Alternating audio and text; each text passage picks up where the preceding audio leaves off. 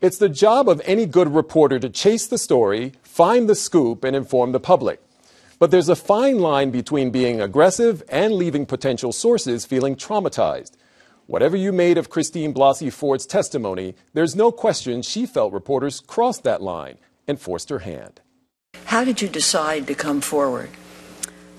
Ultimately, because reporters were sitting outside of my home and trying to talk to my dog through the window to calm the dog down, and a reporter appeared in my graduate classroom, and I mistook her for a student, and she came up to ask me a question, and I thought that she was a student, and it turned out that she was a reporter. So at that point, I felt like enough was enough. People were calling my colleagues at Stanford and leaving messages on their voicemails and on their email saying that they knew my name. Clearly, people knew my address because they were out in front of my house. And it just, the mounting pressure, it seemed like it was time to just say what I needed to say. So, you know, reporters have to be tenacious. It's the only way that you really get a scoop, right? You have to, if someone slams a door in your face, you have to either go to the back door or look for a window to get the information. I think I'm conflicted, though, whenever the story has something to do with allegations of sexual assault. I think, you know, it's a different kind of tactic, I think, that you have to use.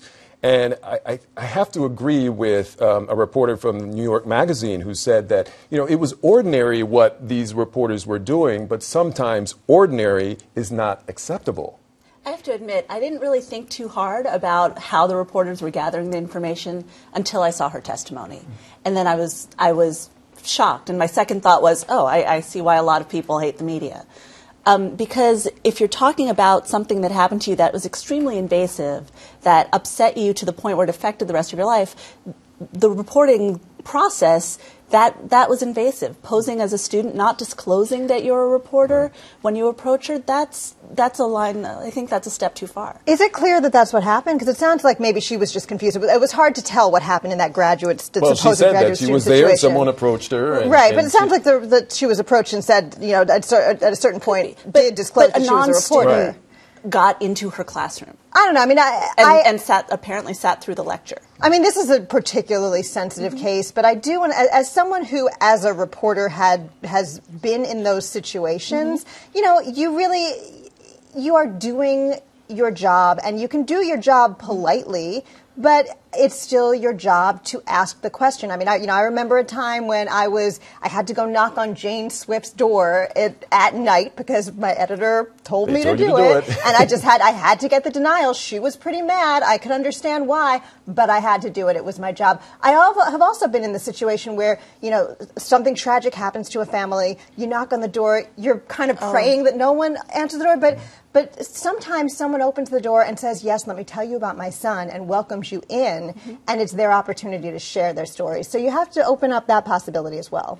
I think the editor really does have a role in this that probably should be acknowledged, because it's the editor who can talk to the reporter about how this story came out. It was a very unusual way that this story unraveled, if you remember the whole thing about never being sure really who the source was when it first came out in the Post, and she had tipped the Post off without identifying herself through the tip line.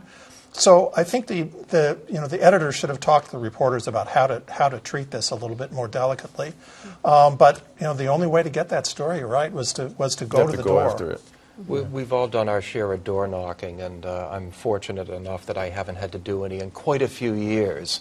But I have to say, I think that we have to look at what public interest was served. And in this particular case, the reporters were not hassling a celebrity for some gossip. They were pursuing a very important angle about a nominee to the Supreme Court. And there's nothing pretty about it. Nobody likes watching the sausage being made, quite frankly. But in this case, I think that it was absolutely essential that reporters did everything they could to get her story out there, and ultimately that's what happened. But to the point of the public perception, or when they see this kind of action, certainly you hear it in testimony, so many people watching it, doesn't it feed that line that we're nothing but, vultures who are always looking to, sneak into a house or sneak into a classroom in order to get information? It does indeed, and there's nothing we can do about it. I'm wondering whether there's an additional facet of this that we're not talking about. Her name wasn't disclosed. She was anonymous, and she had tried to stay that way. Does that matter? Does that change it at all when you've got someone trying to calm your dog down so you can get to the door? Right. I don't know that changes anything, but I think it's more sort of the broader context of this is someone who there are allegations of sexual assault. Do you temper the way that you ordinarily would go after a story? Right, and it is case by case, because again, if it's a public official, even if it's a celebrity who has declared him or herself a public figure, that gives you some license to go and make that make that knock. If it's a private person with a private story, I think, again, it's how you ask the question, how you make the approach, how honest you are, and how intrusive you are. Right. Okay. Interesting case of a print person being in that position rather than a TV person who Right. always gets the criticism for putting the camera in someone's face. That's right.